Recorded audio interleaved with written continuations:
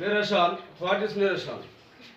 What is the meaning of narration? Narration অর্থ কি? Narration অর্থ হলো উক্তি। Narration অর্থ উক্তি। Please answer.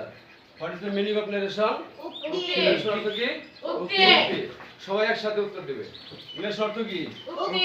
Narration কাকে বলে? What is narration? বক্তা যা বলে তাই narration.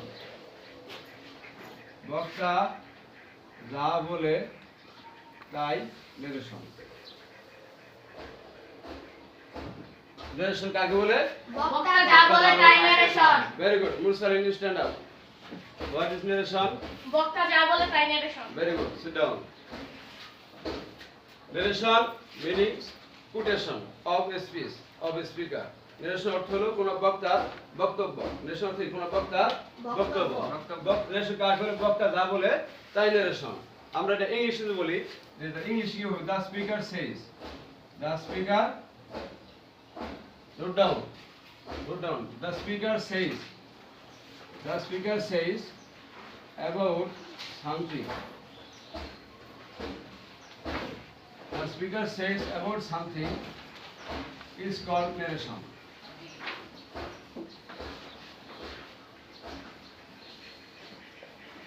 The speaker says about something is called narration. The speaker says. বক্তা যা বলে about something কোন কিছু সম্বন্ধে is called narration. তাকে narration বলা হয়। অর্থাৎ বক্তা যা বলে তাই narration. বক্তা যা বলে তাই narration. I am a speaker, you are a speaker. When you will speak anything, it is called narration. আমি একজন বক্তা, তুমি একজন বক্তা। আমি যা বলি, তুমি যা বলো, তাই হলো narration. তোমার মুখের কথা, তোমার মুখের বক্তব্যটা কি? Narration. It is clear? Any problem? No. Write down quickly. How many kinds of narration?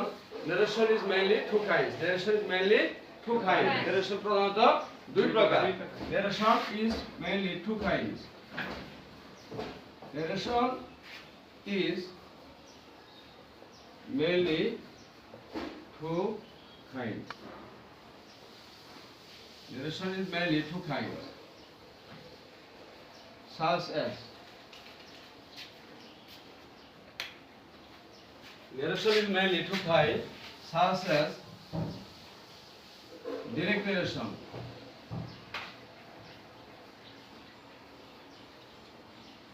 Direct narration,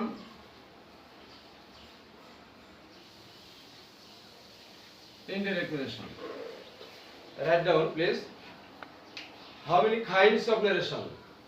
How many kinds of narration? Narration is mainly two kinds. Narration is mainly two kinds. Narration দুই প্রকার। Narration কত প্রকার? দুই প্রকার। What are they? কি কি?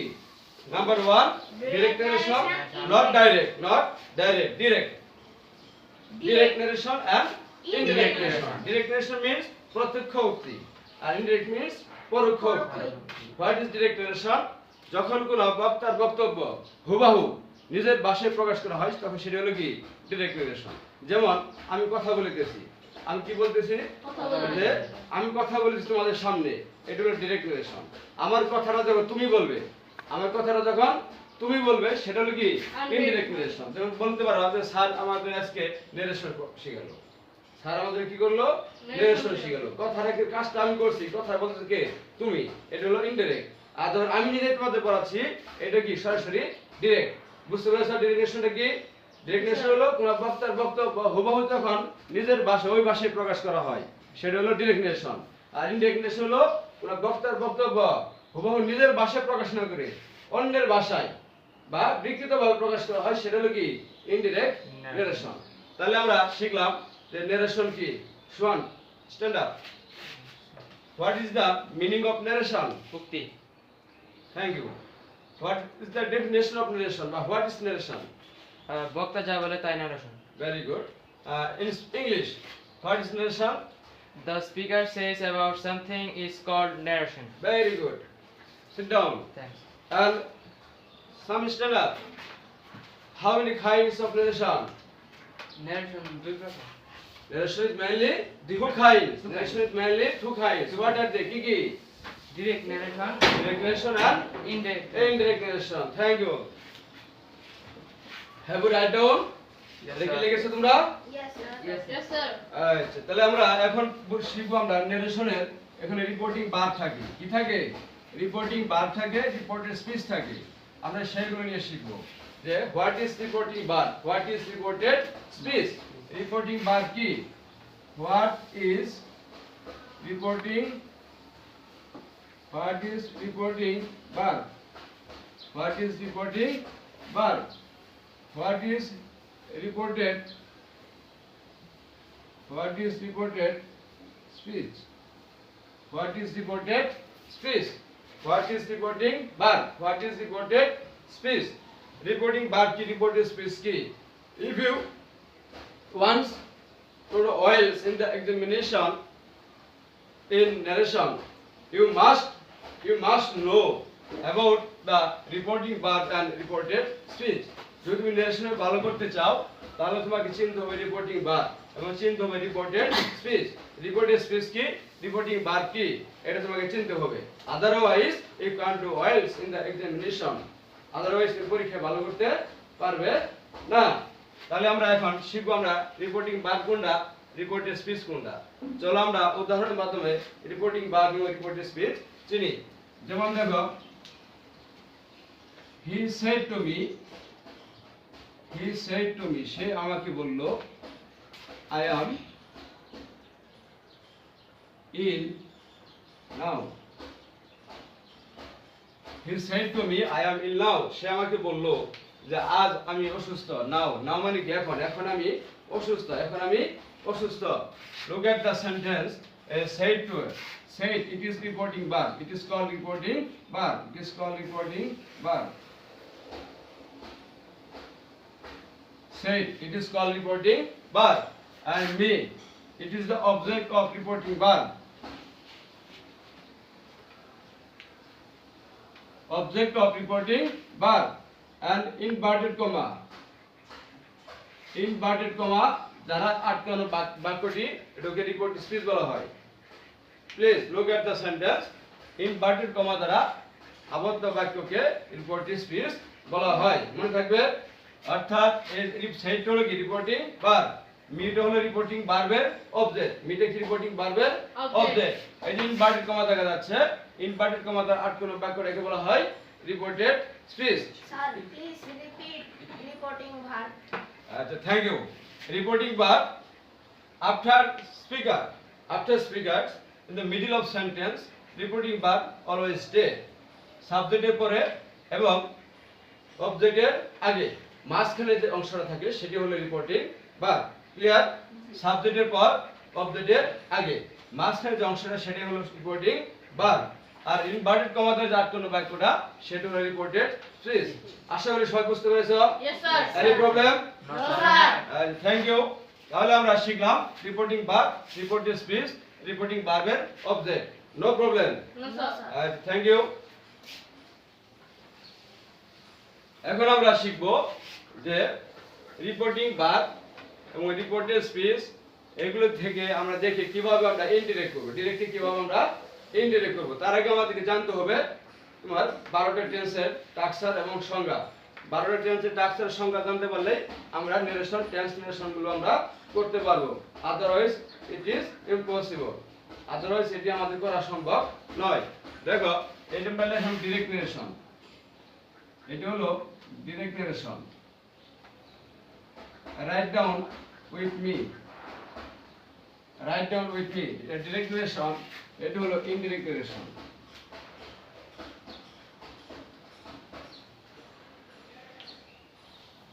Direct narration আর indirect narration.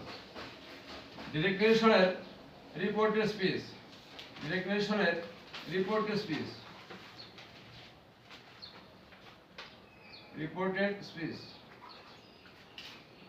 Direct নারেশনের রিপোর্টেড স্পিচ যদি প্রেজেন্ট ইনডিফিনিট হয়, প্রেজেন্ট ইনডিফিনিট হয়, তার ইনডিরেক্ট নারেশনের হবে past indefinite.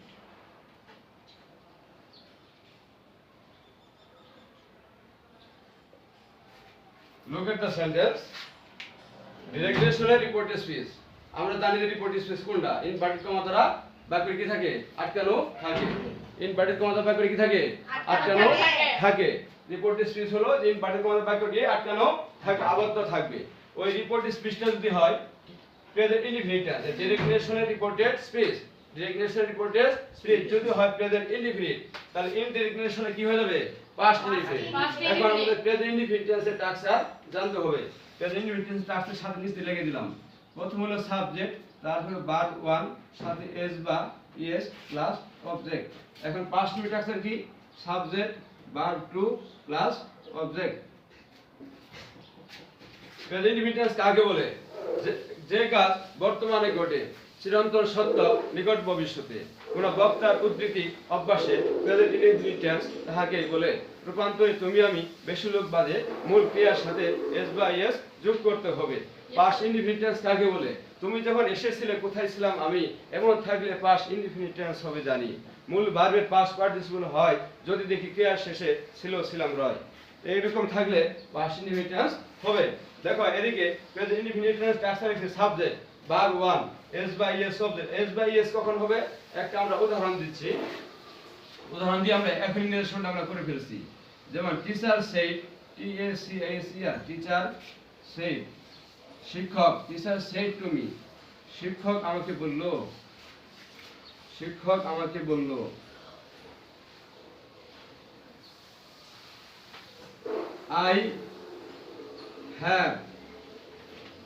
I have been late today.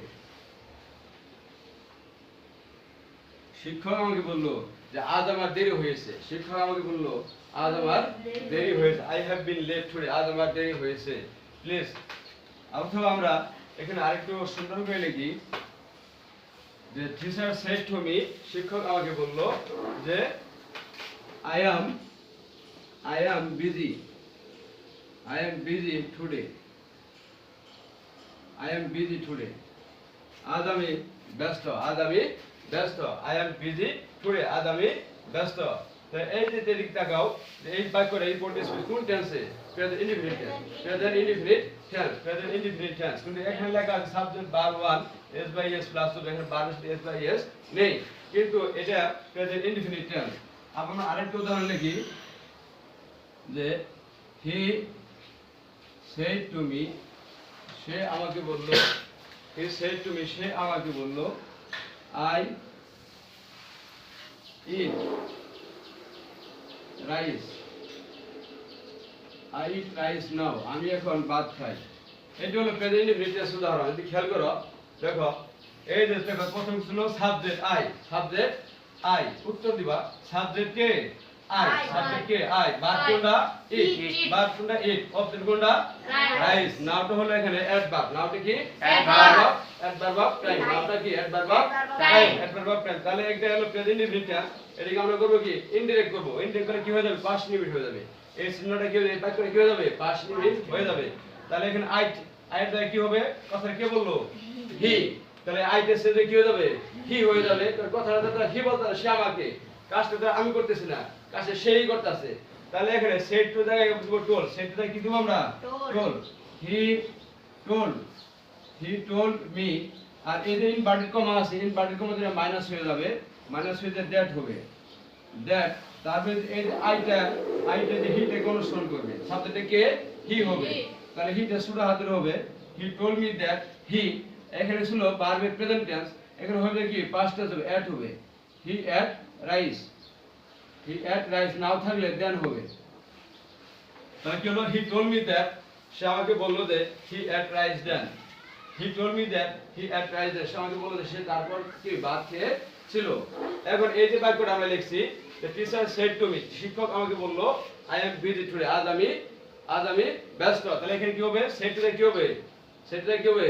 Toll. সেডটা কি হবে? টোল। সেডটা কি হবে? কি হবে? Teacher told me, teacher told me. Inverted কমাতে কি হবে? দ্যাট। ইনভার্টেড কমাতে কি হবে? That. Teacher told me that. এটা আই দা কি হবে? টিচার প্রনাউন কি? হি। টিচার প্রনাউন কি? হি। আর এই এখানে এম আছে, এম তাহলে কি হবে? ওয়াজ। এম তাহলে কি হবে? ওয়াজ। এম তাহলে কি হবে? ওয়াজ। কি হবে? Teacher told me that he was busy today, তাহলে কি হবে? That day. টুডে তাহলে কি হবে? That day. তাহলে আমরা বুঝতে পেরেছি, অর্থাৎ আমাদের এইরকম ভাবে প্রেজেন্ট ইনডিফিনিট হলে পাস্ট ইনডিফিনিট হবে, প্রেজেন্ট ইনফিনিটিভ টাক্সার লিখে দিয়েছি সাবজেক্ট বার 1 এসবিএস প্লাস অবজেক্ট আর সাবজেক্ট বার 2 প্লাস অবজেক্ট। তাহলে এটা ক্লিয়ার, বুঝতে পেরেছো? Write down.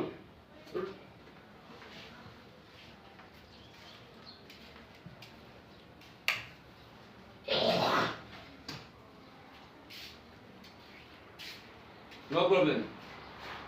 Write down quickly.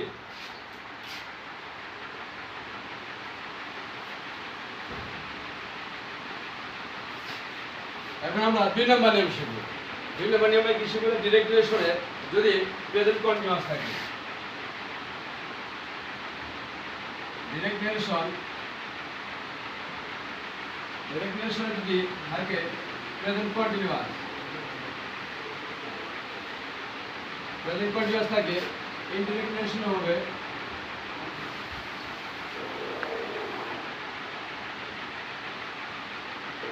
Indirect relation হবে past continuous.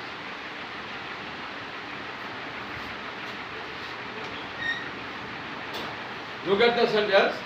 The direct relation with present continuous থাকে, report a speech. Integration কি হবে? Past continuous কি হবে? Past continuous. Integration কি হবে? Past continuous. আমরা present continuous এর টাক্সার কি? Subject am, is, are, verb 1, ing plus extension. Past continuous টাক্সার কি? Subject was, where, verb 1, ing plus extension.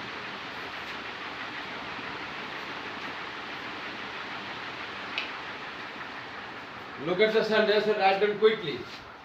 Direct রিলেশনের রিপোর্টেড স্পিচ যদি প্রেজেন্ট কন্টিনিউয়াস হয়, ইনডিরেক্ট রিলেশনের হবে পাস্ট কন্টিনিউয়াস। কি হবে? Past continuous.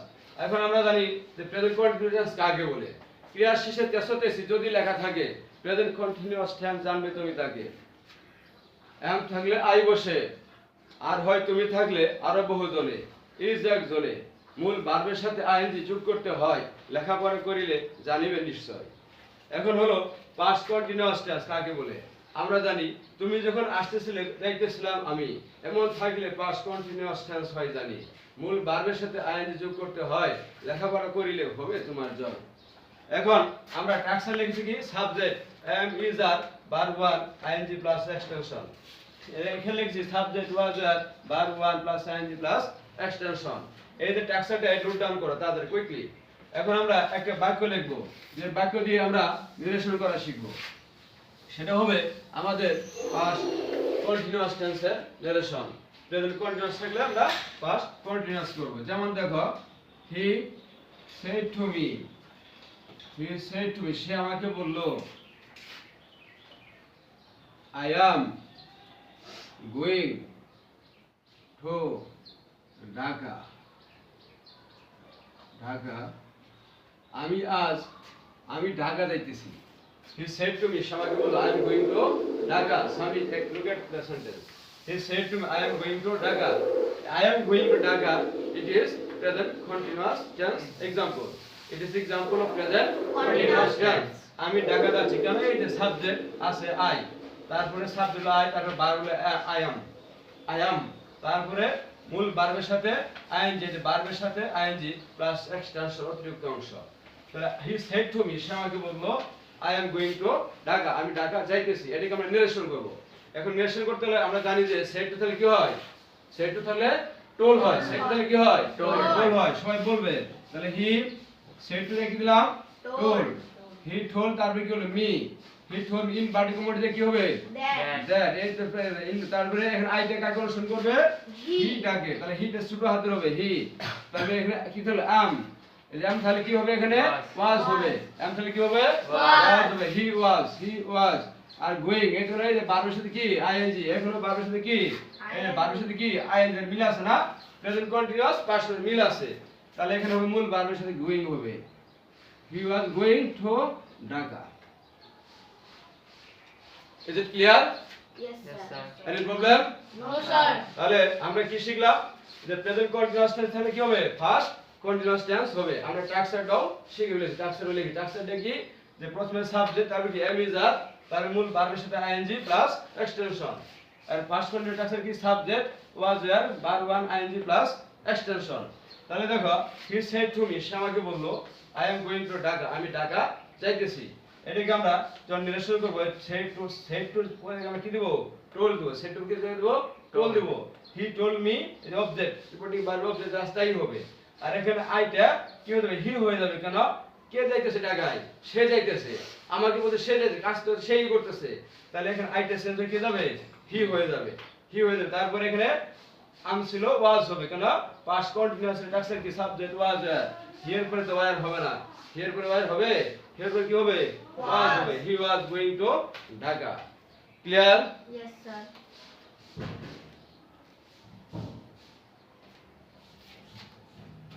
তাহলে আমাদের পরবর্তী বাক্যে আমরা চলে যাই। লেখার শেষ এটি।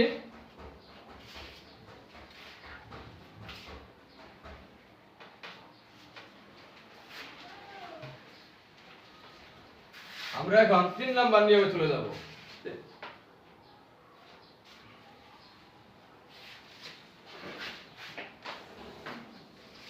তাহলে আমরা দ্বিতীয় পার্টি আমরা নিরসন নিয়ে পার্ট 2 একটা ভিডিও তৈরি করতেছি। Dear subscriber, you will watch part 2 of narration. Thank you to all. Assalamu alaikum.